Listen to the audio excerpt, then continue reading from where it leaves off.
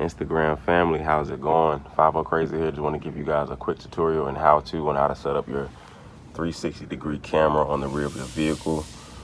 As you can see from the last clip that I just dropped, I'm going to pretty much show you guys how to set it up and what you'll need. So of course you want to start out with the GoPro Max 360. You can also grab the Insta360. They're pretty much the same camera. Next, you want to get you an extension or extendo selfie stick. You can grab one of these off of Amazon, not even 30-40 bucks. And then lastly, you're going to need a magnet mount. Some people go with the suction cups. I don't trust them much.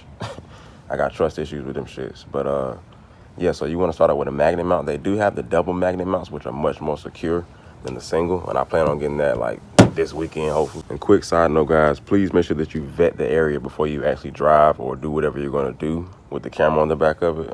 You will drop this motherfucker. I'm just letting you know now. So don't be, you know what I'm saying, hitting me up in the DMs like, oh, I dropped it, woo, wop. You told me how to set it up.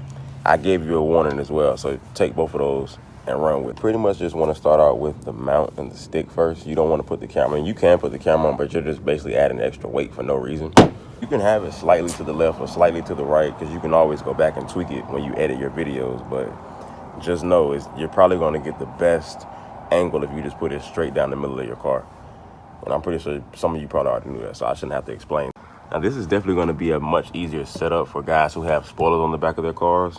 If you're barebacking it or if you just don't have anything on the back that's pretty much going to support the stick on the back, you can try it, but pretty much whenever I hit bumps, what it does is it'll hit like that, but it'll never really fall off unless you really go over like a big ass bump. That's going to really just, you know, throw off the whole camera and all that.